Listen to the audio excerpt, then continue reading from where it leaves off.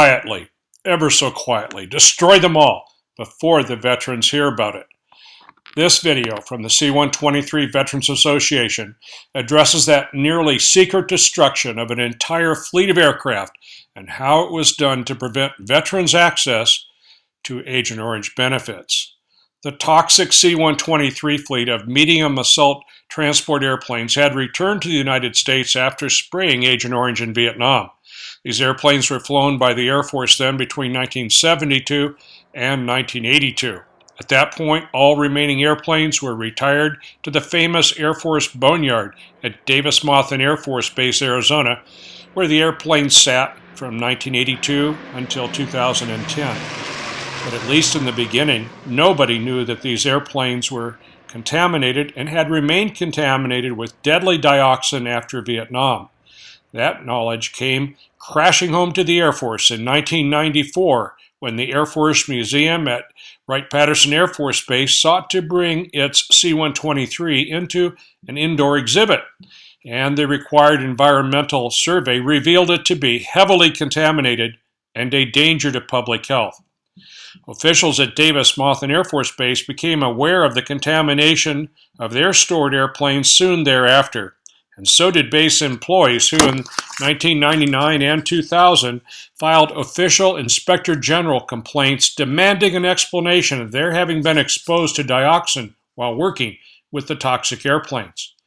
Although dismissive of their concerns, the Air Force Surgeon General directed all workers henceforth to be protected with hazmat clothing and respirators, as was first recommended by the toxicologists who had done the original C-123 Agent Orange tests at the Air Force Museum in 1994.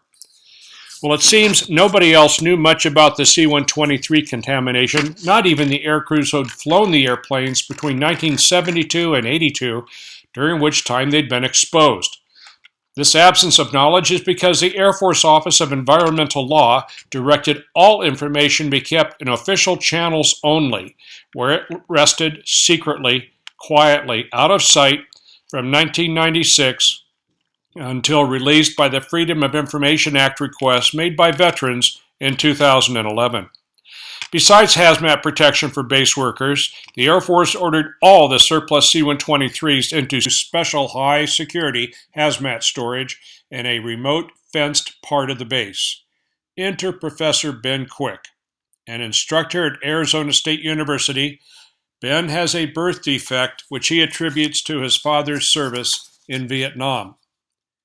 He believes his father's service in Vietnam and his exposure to Agent Orange led to Ben's own birth defect.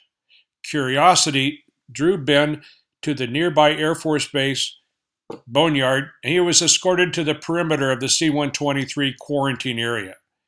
Asking why he and his escort could go no further, Ben was told, "They're fenced off. You can't get to them. Nobody goes in there." "Why?" asked Ben. "Well, the toxin," answered the Air Force. Ben published the story of his visit in Orion magazine, titled "The Boneyard, Agent Orange, a chapter from history that just won't end," in April of 2008. But little did he know how widely that story was read.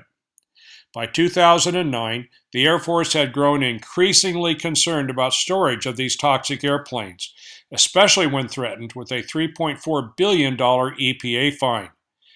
They realized they couldn't keep 18 medium assault military transports hidden from the Arizona EPA authorities forever, and their worries did focus around this $3.4 billion fine. The Air Force cast about to find solutions to rid themselves of this toxic fleet, and now enter DoD Agent Orange consultant Al Young.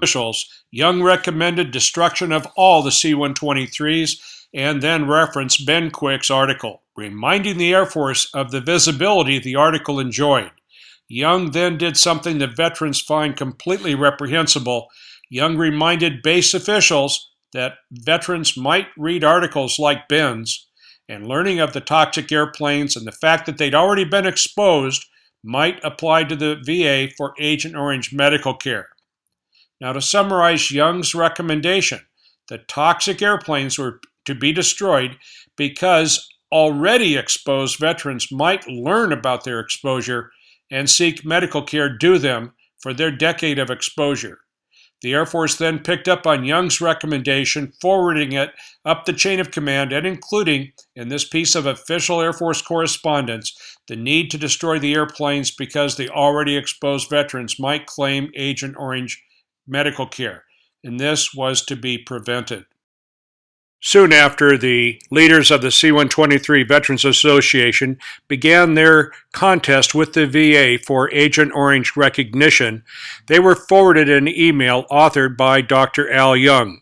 In this message to one of his correspondents, Dr. Young described C-123 war veterans as trash haulers, freeloaders, looking for a tax-free dollar from a sympathetic congressman. The offense the veterans took was quite obvious, and they are extremely concerned that an executive within the DoD having such authority over their potential cause for Agent Orange exposure benefits has such a negative viewpoint about them, and they cannot imagine how his prejudice did not affect his judgment, and therefore the way in which C-123 veterans are treated by both the Air Force and Veterans Affairs. The veterans consider the cloak of secrecy placed over the destruction of the C-123s by Al Young and by the Air Force to be truly reprehensible. But reprehensible or not, the destruction approval came down from the Air Staff, and the destruction was completed in 2010.